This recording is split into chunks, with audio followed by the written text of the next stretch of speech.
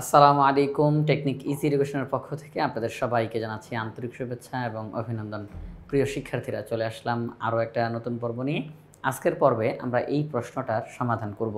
আমাদের easy math বইয়ে প্রত্যেকটা প্রশ্নের সাথে একটা করে কিউআর কোড দেওয়া রয়েছে। যেই কিউআর কোড স্ক্যান করা মাত্রই ওই নির্দিষ্ট প্রশ্নটির সমাধানের ভিডিও আপনারা দেখতে পাবেন, যেটি আপনাদের জন্য অনেক বেশি উপকারী হবে।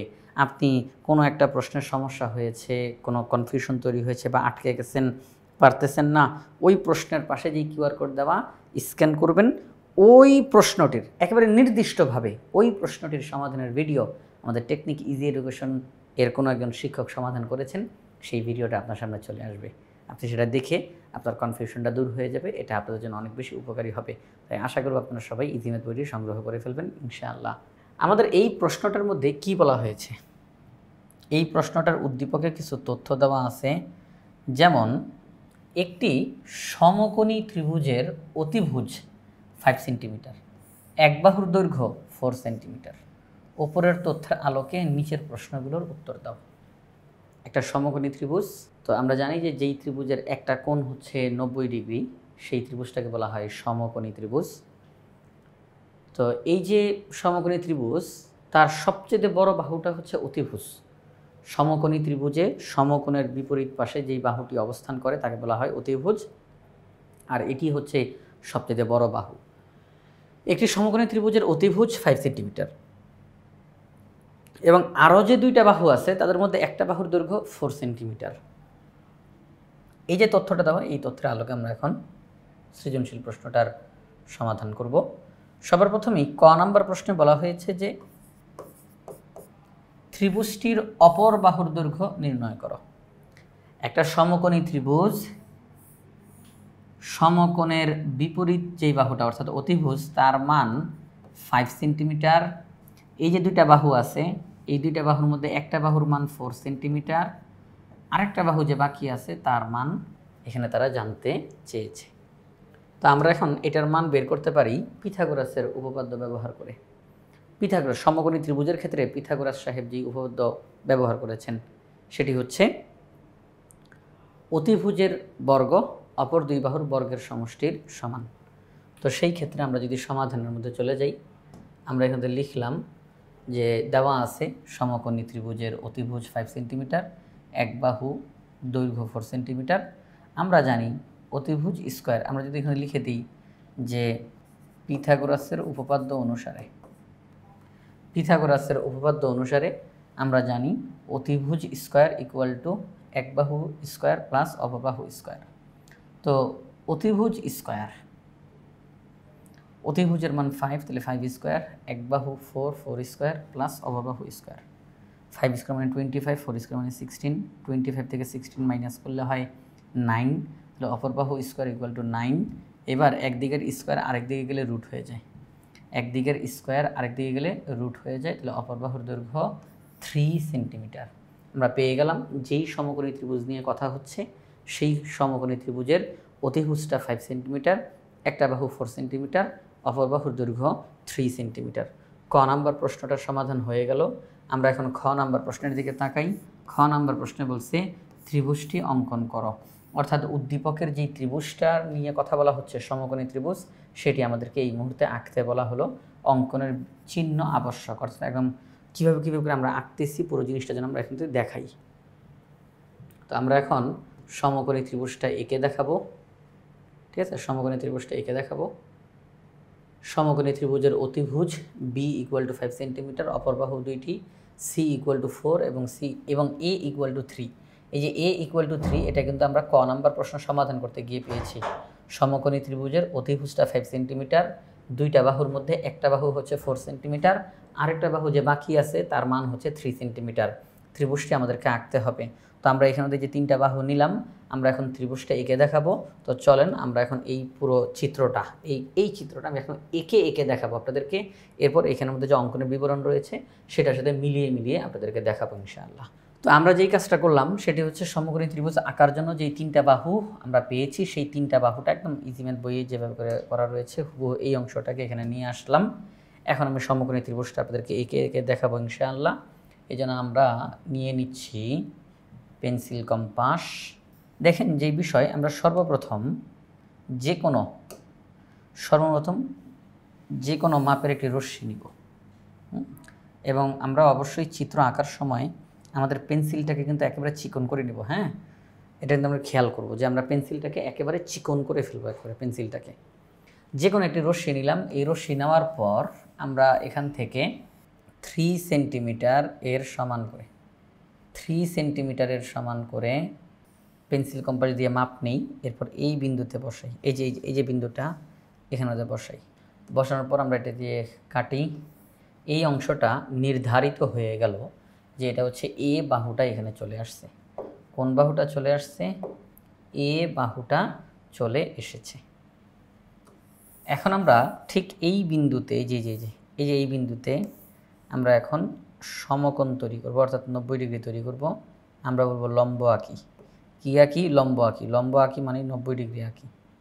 যে কোনো মাপের একটা ব্যাসার্ধ নিয়ে একটা বৃত্তচাপ অঙ্কন করি। ওই একই মাপে এখানের মধ্যে বসিয়ে এখানে এসে একটা বৃত্তচাপ আঁকি। এরপর এখানের মধ্যে বসাই। এরপর এই দিকে থেকে আমরা আরেকটা বৃত্তচাপ আঁকি, কিছুটা উপরের দিকে নিয়ে আরেকটা বৃত্তচাপ আঁকি। এবার এখানের মধ্যে বসিয়ে আরেকটা বৃত্তচাপ। এখন আমরা যোগ করে দিই। আচ্ছা, যোগ করে দিলাম। তো আমরা এখানের মধ্যে সমকোণ তৈরি করে ফেলছি। 90 ডিগ্রি এখানের মধ্যে আমরা তৈরি করে ফেলছি। 90 ডিগ্রি হয়ে গেল। এখন আমরা যেই কাজটা করব, আরেকটা যে বাহু, আমরা এই বাহুটার কাজ শেষ। এখন আমরা এই সি বাহুটার কাজ করব। এখনই আমরা অতিভুজের মাপটা নিব না, অতিভুজটা একটু পরে। এই সি বাহুটার মাপ নেই, অর্থাৎ সি এর মানটা নেই। ঠিক এই বিন্দুতে বসাই। আচ্ছা, আগে সি এর মাপটা নিয়ে নিই। সি এর মাপ নেওয়া শেষ। এবার ঠিক এই বিন্দুতে বসিয়ে এদিকে এনে আমরা কাটি। আমরা যদি এটাকে আরেকটুখানি বড় করে দিই তাহলে একটু ভালো হয়। আচ্ছা, একটু বড় করে দিলাম, কিন্তু সি এর মাপ কিন্তু ঠিক রেখেছি। হ্যাঁ, সি এর মাপ কিন্তু ঠিক রেখেছি, সি এর মাপ। আচ্ছা, তো এখন আমরা সি এর মাপ দিয়ে এই অংশটাকে কাটলাম। এবার অতিভুজের মাপ নিব আমরা। অতিভুজের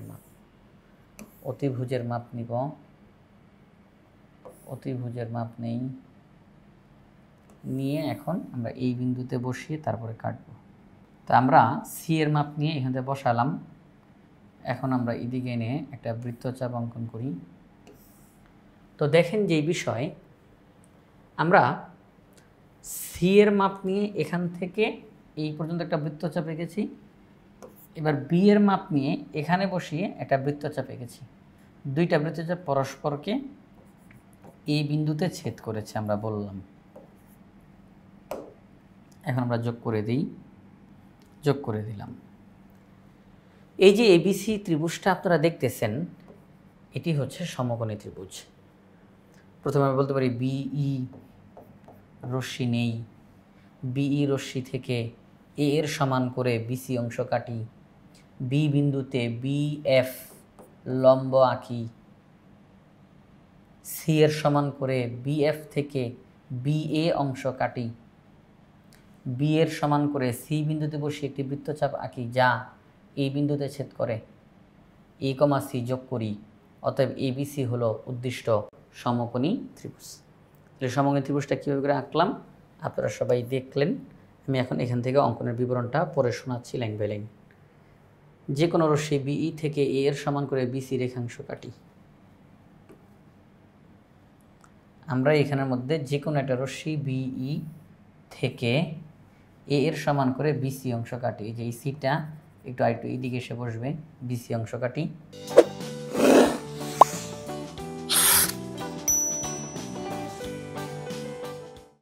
তাহলে আমরা এখন যে কাজটা করব, যে বিসি রেখার বি বিন্দুতে বিএফ লম্ব আঁকি। এই যে বিএফ লম্ব আঁকি। বিসি রেখার বি ও সিকে কেন্দ্র করে যথাক্রমে সি ও বি এর সমান ব্যাসার্ধ নিয়ে দুইটি বৃত্তচাপ আঁকি যা বিএফ রশ্মিকে এই বিন্দুতে ছেদ করে। আমরা বি বিন্দুকে এবং সি বিন্দুকে কেন্দ্র করে যথাক্রমে সি এর এবং বি এর সমান ব্যাসার্ধ নিয়ে দুইটি বৃত্তচাপ আঁকি।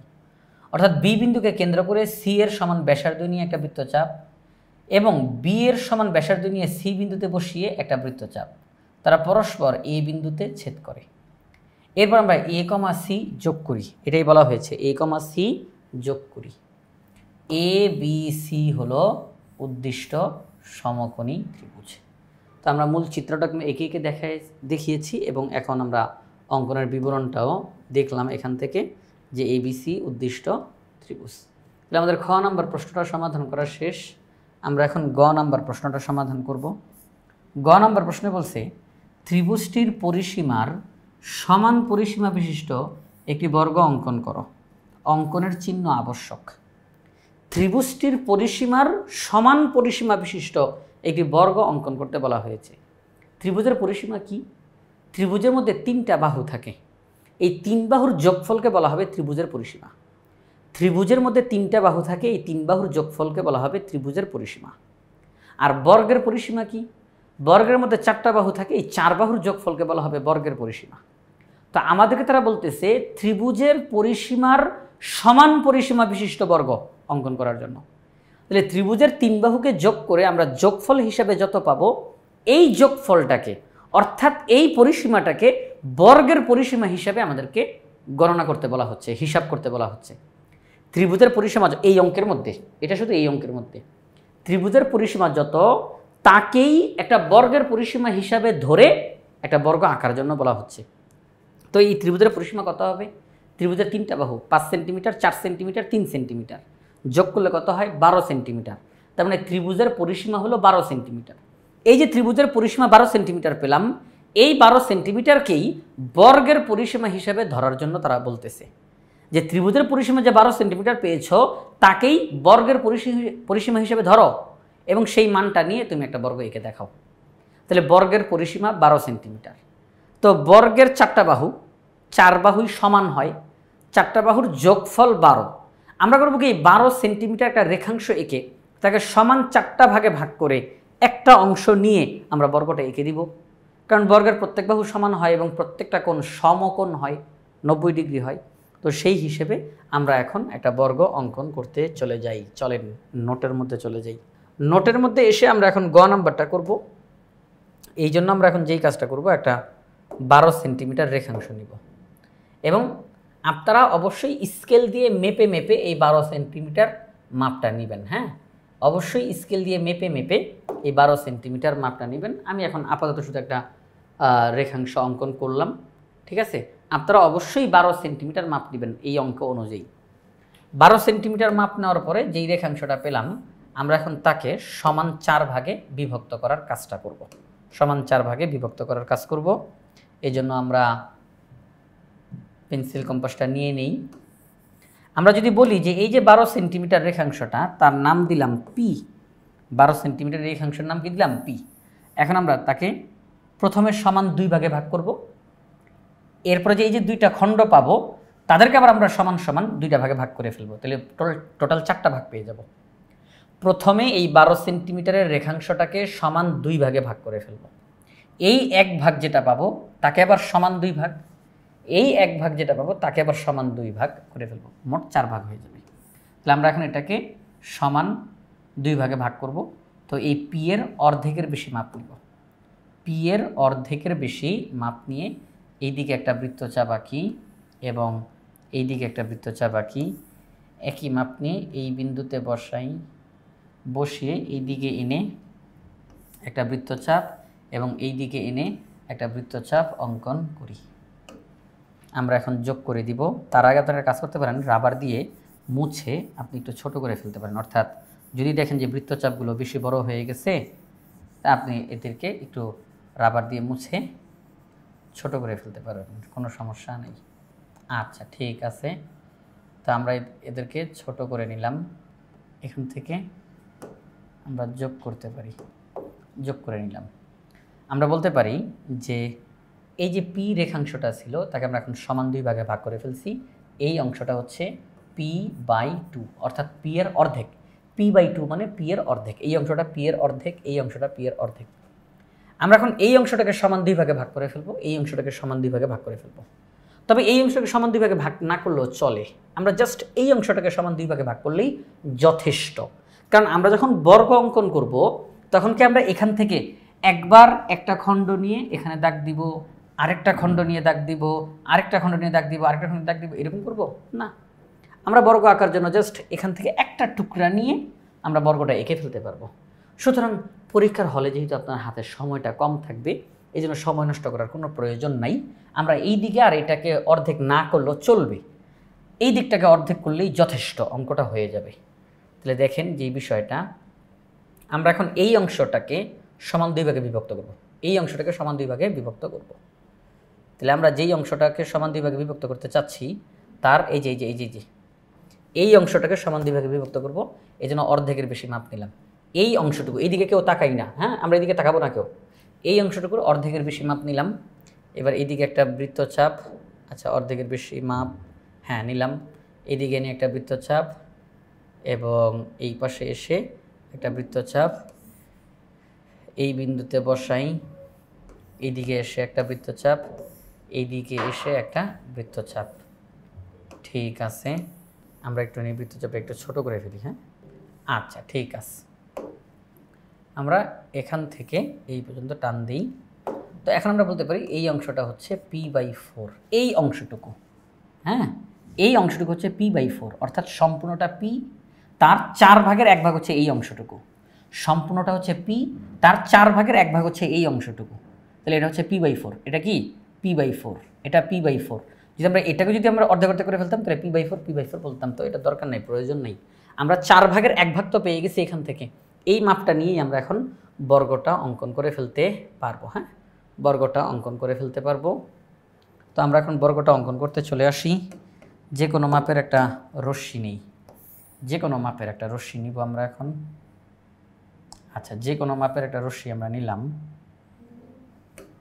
রশ্মিটা নেওয়ার পর এই যে p/4, p/4 তার মাপটা নেই, মাপটা নিলাম। এবার এখানের মধ্যে বসাই, এরপরে কাটি। আচ্ছা এখন আমরা এখানের মধ্যে 90 ডিগ্রি কোণ আঁকবো, কারণ আমাদেরকে তো বর্গ আঁকতে হবে, বর্গের প্রত্যেকটা কোণ সমকোণ হয়। তাহলে যে কোনো মাপের একটা ব্যাসার্ধ নিয়ে ওই একই মাপের এখানে বসিয়ে একটা বৃত্তচাপ এখানের মধ্যে বসিয়ে, এইদিকে এনে একটা বৃত্তচাপ, এইদিকে নিয়ে গিয়ে একটা বৃত্তচাপ এখানের মধ্যে বসাই, আরেকটা বৃত্তচাপ, ঠিক আছে আরেকটা বৃত্তচাপ। এখন আমরা যোগ করে দেই। তো আমরা এটাকে যোগ করে দিলাম, 90 ডিগ্রি সমকোণ আঁকার জন্য যোগ করে দিলাম। এখন আমরা যেই কাজটা করব, ওই দাগটা একটু মোটা দিয়ে দিছি, আমরা একটু চিকন করে দিই, দাগটাকে একটু চিকন করে দিই। ওই দাগটা কিন্তু ঠিক আছে, হ্যাঁ দাগটা ঠিক আছে, কিন্তু দাগটা একটু বেশি মোটা দেখা গেছে। আমরা অবশ্যই চিত্র আঁকার সময় একদম চিকন করে, পেন্সিলটাকে একদম চিকন করে ফেলবো। অবশ্যই পেন্সিলটা যেন একদম চোখা থাকে, চিকন করা থাকে, ঠিক আছে। দাগটা একটু মোটা হয়ে গেছে, তুমি মুছে দিয়ে আবার সঠিক করে চিকন করে দিছি। আচ্ছা তো এই মাপটা হচ্ছে p/4, এখানে একটা লম্ব অঙ্কন করলাম, অর্থাৎ 90 ডিগ্রি অঙ্কন করলাম। এখন এই p/4 এর মাপটা এখানে আছে, তাই না? p/4 এর মাপটা আছে না, কারণ তো এটা নড়াচড়া করি নেই। আচ্ছা এখন আমি এই বিন্দুতে বসাইতে পারি। এই বিন্দুতে বসানোর পর আমরা এখান থেকে p/4 এর সমান করে কাটলাম, আমরা এখান থেকে বসাবো। আমরা এখান থেকে একটা বৃত্তচাপ নিলাম, আমরা এখানের মধ্যে বসাই, সব একই মাপের একটা বৃত্তচাপ নেই। এখন শুধু যোগ করার পালা। তো আমরা এখানের মধ্যে এটা যোগ করে দিলাম, এটা যোগ করা শেষ।